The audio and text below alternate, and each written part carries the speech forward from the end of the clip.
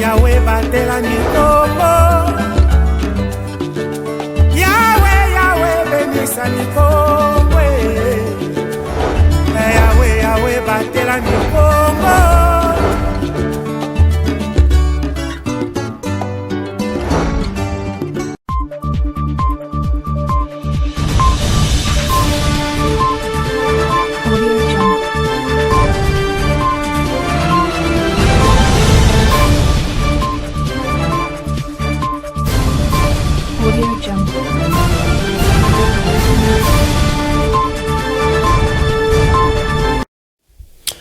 C'est l'heure de vous informer, messieurs et dames, bienvenue à ce journal. Ils sont donc en vacances parlementaires. Ce sont les conseillers communaux. C'est dans ce sens que la conseillère communale d'Mvouzi, Biban Diakano Basiloa, a effectué une descente sur terrain à l'usine Fleuve et à la direction provinciale de la Régie des eaux pour de plus amples détails sur la question de la pénurie d'eau dans la ville de Matadi en général et dans sa circonscription électorale en particulier. Reportage. L'eau devient de plus en plus rare dans la ville portuaire de Matadi en général et dans la commune d'Mvouzi en particulier. Cette situation préoccupe au plus haut point l'élu de la commune précitée, la conseillère communale d'Mvouzi, Bibans Diakano Basiloa. Dans le cadre de ses vacances parlementaires, cette représentante du peuple a effectué une descente sur terrain aux installations de la Régie des eaux ce jeudi 15 août 2024. Le pourquoi de l'instauration des mesures de rançonnement sanctionnées par un système de délestage en eau potable était donc la toile de fond de cette descente. Tout a commencé à l'usine de captage au fleuve Congo à Dibongo. À l'usine de traitement, la conseillère Bibonde Diakano a été reçue par le chef d'usine intérimaire M. Ntimba Mvwadi Jans.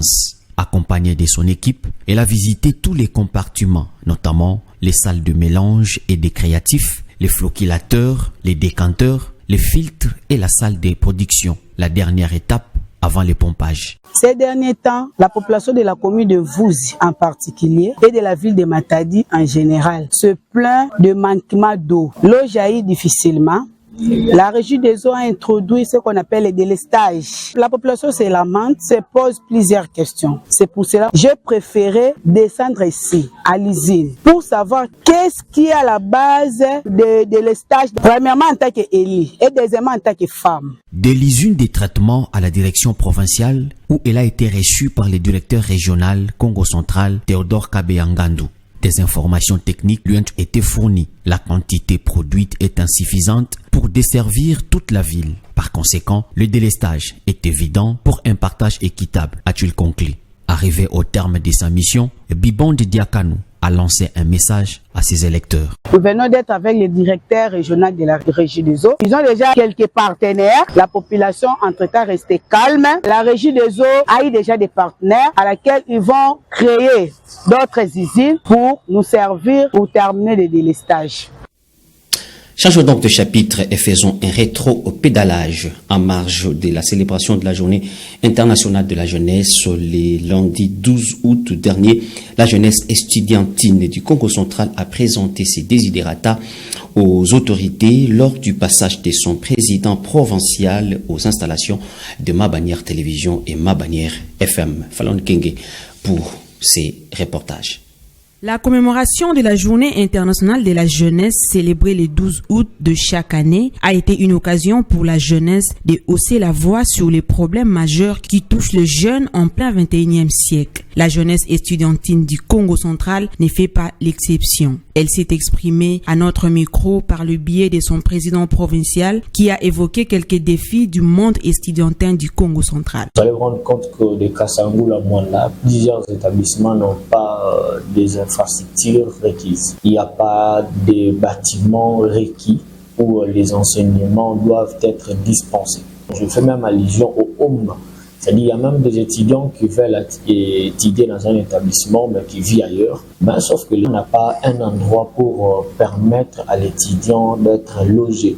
Il y a le problème lié à la qualité de l'enseignement parce que Congo central, il n'y a pas assez de professeurs qui sont les nôtres. Généralement, ce sont des invités, des professeurs visiteurs, les jeunes de Kinshasa, Lubumbashi et d'ailleurs, il y a aussi un problème d'équipement. Plusieurs établissements ne sont pas équipés. Vous allez voir, il y a un établissement qui n'a pas de bibliothèque déjà. C'est un établissement qui n'offre pas aux étudiants une formation de qualité.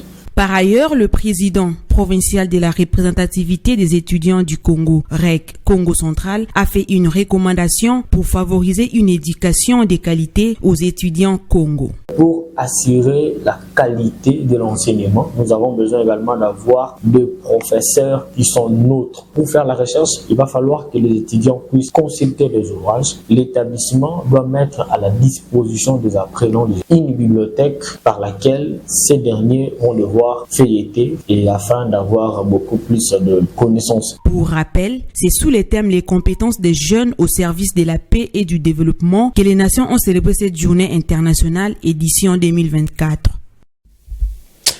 Parlons santé. Dans cette édition du journal, les variole des singes devient un véritable problème de santé publique en République démocratique du Congo, selon des données publiées par l'Agence de santé Africa CDC. Un total de 38 465 cas et 1456 décès ont été recensés dans 16 pays africains depuis janvier 2022, avec une augmentation de 16% du nombre de cas en 2024 par rapport à l'année précédente. La République démocratique du Congo, comme je l'ai dit à l'entame, qu'elle est aussi concernée à cet effet. Le ministre de la Santé, Roger Kamba, fait le point sur cette pathologie. Suivez.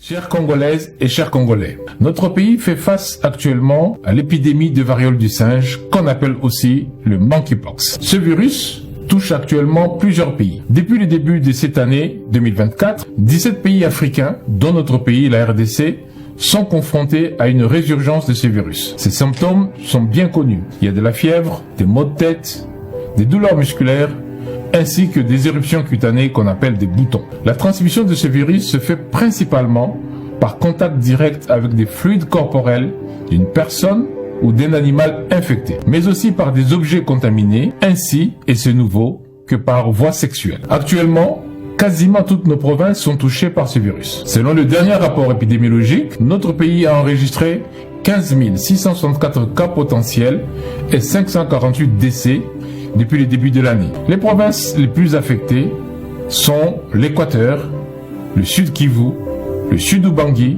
le Sankuru, la Tchopa, la Mongala, la Chopo, mais comme je l'ai dit, on note des cas quasiment dans toutes les provinces. Pour faire face à cette crise, le gouvernement a mis en place une riposte structurée autour de 3 axes principaux.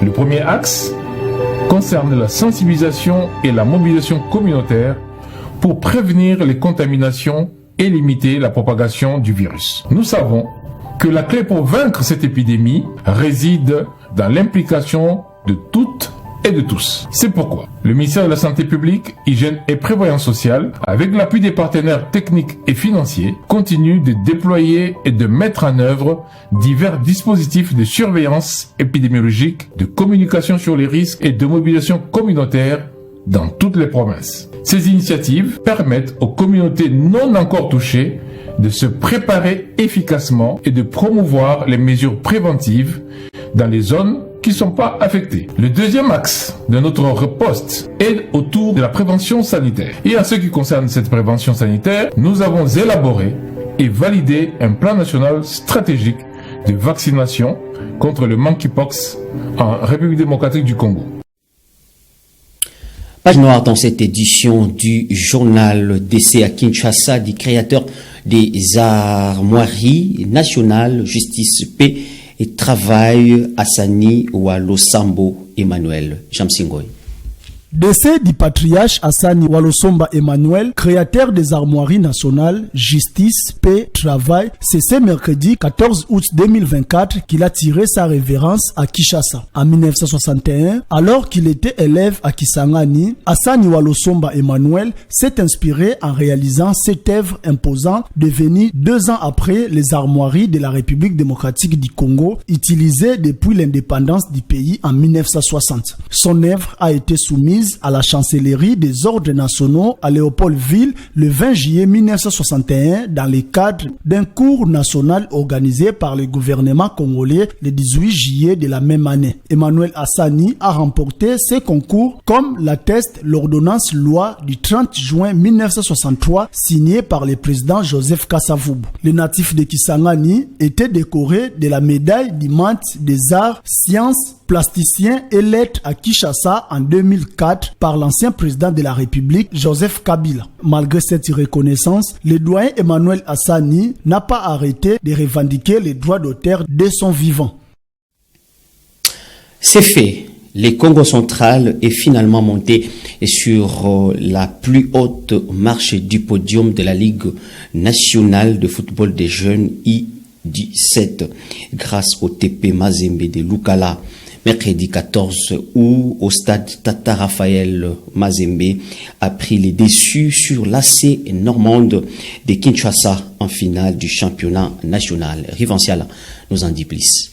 Du lundi 5 au mercredi 14 août, la 5e édition du championnat national des jeunes de moins de 17 ans n'aura jamais été trop dure pour les Corbeaux du Congo central. Avec un parcours impressionnant conclu par un sans faute, soit aucune défaite enregistrée après 6 rencontres disputées. En finale mercredi au stade Tata Raphaël, le tout-puissant Mazembe de Lukala a disposé de l'Athletic Club normand de Kinshasa sur la note de 2-1. Tout a commencé à la 36e minute de jeu sur une réalisation qui a porté la signature d'un Kangampolo. La joie des Corbeaux n'a duré que 8 petites minutes, interrompue par l'égalisation des Kinois à la 44e minute, peu avant la pause, signée par Mavungu Mbadi. Au retour des vestiaires, les U17 du Congo central ont appuyé sur l'accélérateur et ont pu être récompensés de leurs efforts en inscrivant un deuxième but par l'entremise de Mbongo Sabao, synonyme de but de la victoire. Ce succès arraché par le TP Mazembe a permis à la province du Congo central de réussir enfin en finale après l'échec de 2022 avec la jeunesse sportive Kwilu de Kwilungongo face à Big Bass du Sud Kivu et celui de l'association sportive Trakam de Matadi en 2023 contre Walungu, également du Sud Kivu. C'est en 2024 que la compétition des jeunes a souri à la province avec le sacre de Mazembe de Lukala amplement mérité. Hormis la moindre défaite essuyée, la team noir et blanc a inscrit 16 buts, en a concédé seulement 3, 2,6 buts marqués par match et la moyenne réalisée par les Corbeaux.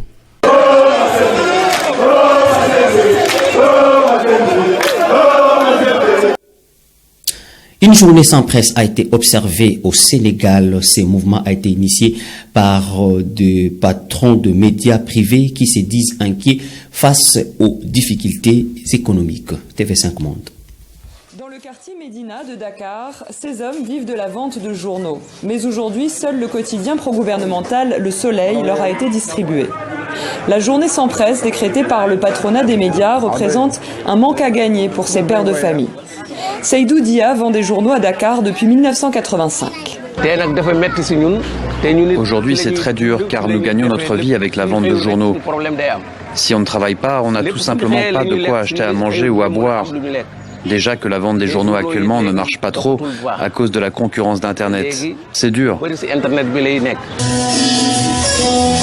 À la radio privée RFM, à midi, le son de la Kora a remplacé le journal. Depuis minuit et pendant 24 heures, aucun programme ou émission n'est diffusé. À la salle de rédaction, les journalistes sont tout de même là. Ils se disent solidaires du mouvement. S'ils protestent, c'est parce que le nouveau gouvernement demande le paiement des arriérés d'impôts, alors que nombre de médias sont déficitaires. L'ancien président Macky Sall avait promis une amnistie fiscale aux médias, mais il ne l'avait pas mise en place avant son départ. C'est comme une journée de deuil pour nous aujourd'hui. Moi, je travaille ici depuis 20 ans et croyez-moi si je vous dis que ces problèmes-là, nous les vivons depuis au moins 6 ans. Ça s'est accru, bien sûr, avec l'arrivée de Pastef au pouvoir qui veut en profiter pour nous étouffer, pour nous tuer. littéralement. Au groupe privé Walfadjri, le mot d'ordre de grève n'est pas observé. Ici, les programmes se poursuivent, même si le groupe se dit profondément impacté par la crise du secteur.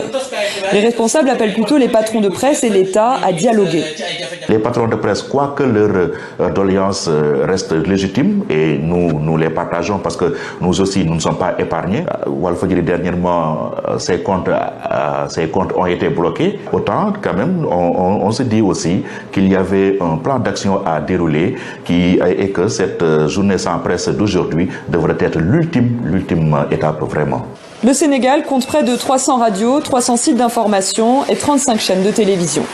Selon les nouvelles autorités jointes par téléphone, le fonds d'appui au développement de la presse devrait bientôt être renforcé. Mais d'abord, les médias devront s'enregistrer sur une plateforme qui sera lancée ces prochains jours. C'est la fin de ce journal, messieurs et dames. Merci pour vous de l'avoir suivi. Au revoir.